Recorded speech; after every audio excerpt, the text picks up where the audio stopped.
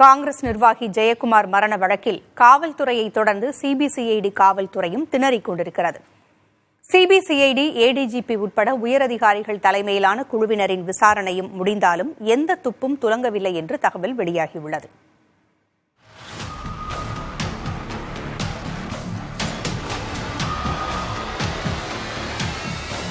நெல்லை கிழக்கு மாவட்ட காங்கிரஸ் தலைவராக இருந்த ஜெயக்குமார் சந்தேகத்திற்கிடமான முறையில் உயிரிழந்த சம்பவத்தில் 1 மாத காலம் காவல்துறை விசாரணை நடத்தியது.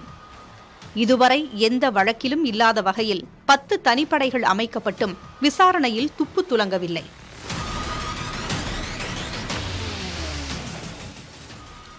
இதையடுத்து கடந்த மே 22ஆம் தேதி இந்த வழக்கு சிபிசிஐடிக்கு மாற்றப்பட்டது.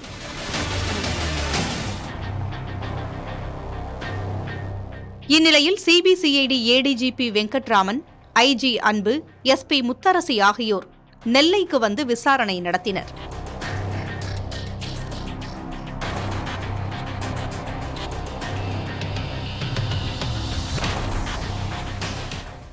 ஜெயக்குமார் எழுதியதாக வெளியான மரண வாக்குமூலம் கடிதத்தில் முதல் நபராக இடம்பெற்றுள்ள முன்னாள் ஊராட்சி மன்ற தலைவர் ஆனந்தராஜாவை சிபிசிஐடி காவல்துறையினர் மீண்டும் விசாரணைக்கு அழைத்தனர். ஏடிஜிபி தலைமையிலான உயரதிகாரிகள் குழுவினர் 2 நாட்களாக முகாமிட்டு விசாரணை நடத்திய நிலையில் பெரிய அளவில் எந்த முன்னேற்றமும் ஏற்படவில்லை என தெரியவந்துள்ளது.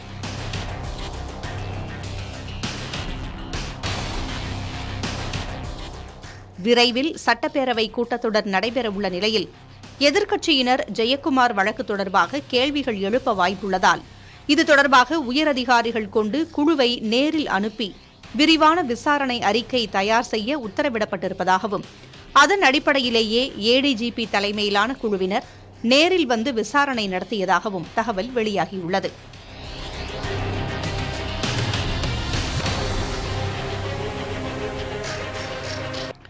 புதிய தலைமுறைக்காக ஒளிப்பதிவாளர் நாராயணமூர்த்தியுடன் செய்தியாளர் மருதுபாண்டி.